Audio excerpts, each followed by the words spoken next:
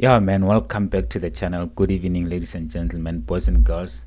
Yeah, man, what an historical day. What a historical day for South Africa. You had your EFF having their Chalatupa rally in Pitamkawa Stadium, Limpopo. You also had your ANC having their Siangova rally at FNB Stadium in Gauteng. I think both rallies were successful. You have your ANC in Gauteng, where you expect them to have a majority of voters in Gauteng, picking out FNB Stadium full capacity. Also had EFF also picking out Pitamkaba Stadium to full capacity, and listen to I haven't listened to Cyril Ramaphosa's speech yet. I'm not sure if I will even listen to it, but then I listened to EFF Julius Malema's speech, I think twice. And yeah, he said some interesting things, some very in fact, like, he said a lot of interesting things that actually like ended up like convincing me to actually consider voting for EFF. And I'm sure, okay, by now you've seen the title, you've seen the thumbnails, and yes, the thumbnails is not misleading. I'm not trying to clickbait you guys. Yes, I'm actually convinced now. I'm actually with what, and I've said in my past video that like this rally is going to be very important. Both rallies both for EFF and also ANC. These two rallies are going to be very important. Like, this is the rally that you actually convince people that were on the fence, like me, people that were undecided on which party they're going to vote for. These two rallies were very important, and I think they I'll say for EFF they delivered, because they've actually like successful in converting me to actually voting for EFF, because one thing I'm certain right now about is that like EFF will definitely be getting one of the votes from me, either in regional, provincial, or national. One of these votes will definitely be going to EFF. And like now, it's just about for the next 4 days until the elections day.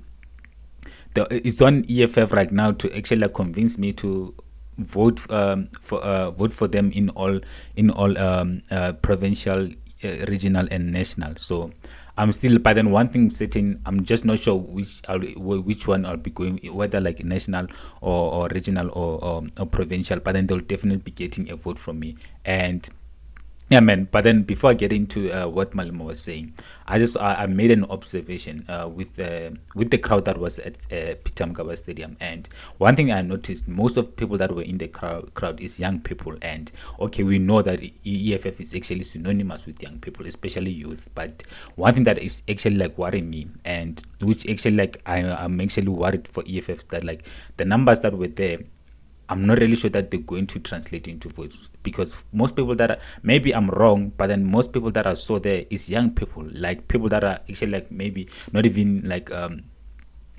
legal age to vote. Most people that were there, probably like I think they were still in their 70s or 17 or 16. Mostly it was teenagers, and I'm not convinced if most of them were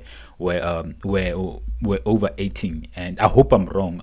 I hope I'm wrong for the sake of EFF, because it's important that like if you're going to fill up a stadium as big as Pitamkaba, those numbers actually do show in votes. Those numbers do translate into numbers of votes, because if then that's not the case, then it really doesn't serve the purpose. But then I really hope that it does translate into the numbers, because it's important that EFF does do well in Limpopo. I mean, Julius Malema is a homeboy, and again, I know that also Cyril Ramaphosa is also from Limpopo, and which might hinder EFF's chances of actually having majority of votes in Limpopo. I mean, we've seen it in 2019.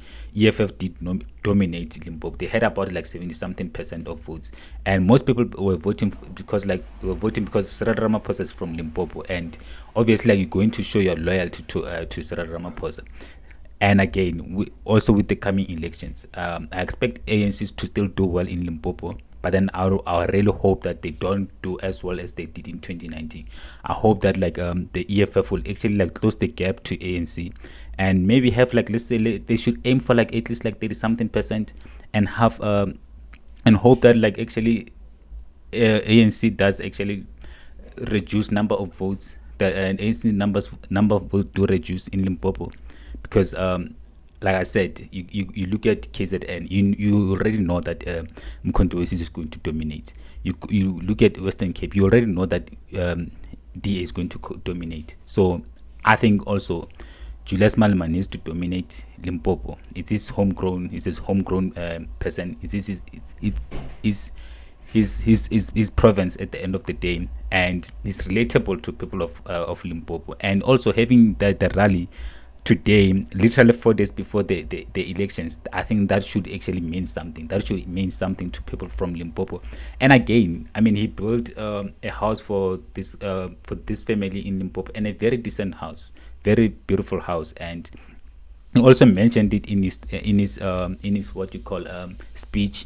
And he also promised that, like, if there, like, EFF does get into power, those are the houses that South Africans will expect. And I don't know if it's possible, but that's what he said. And obviously, like, I mean, that's a promise. And if maybe EFF does get into power, then you're gonna have to hold him accountable. And we know that politicians, most of them, they do lie.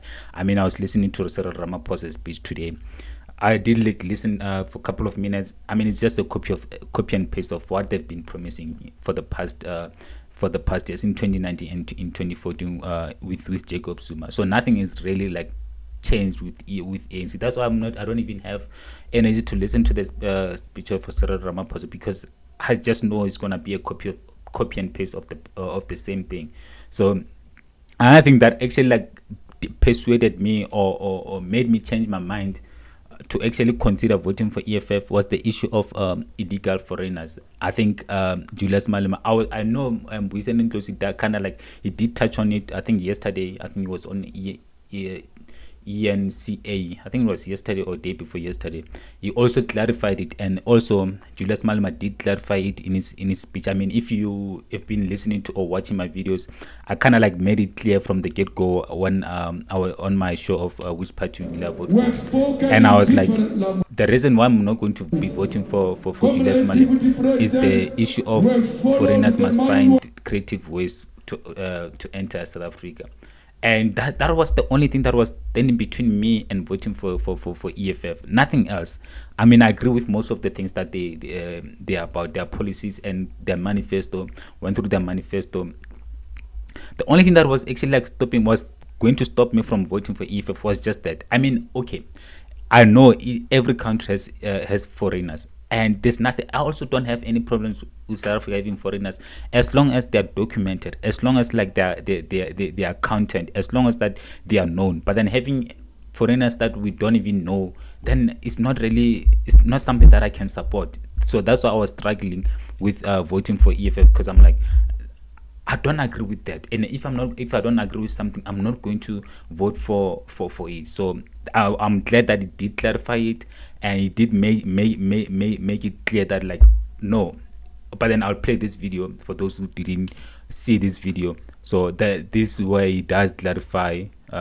When we said the people of Africa must come into South Africa during COVID and find the creative ways into South Africa, we were talking about those workers who were locked out of South Africa, who had documents and who had the right to be in South Africa. We are not ashamed of that statement.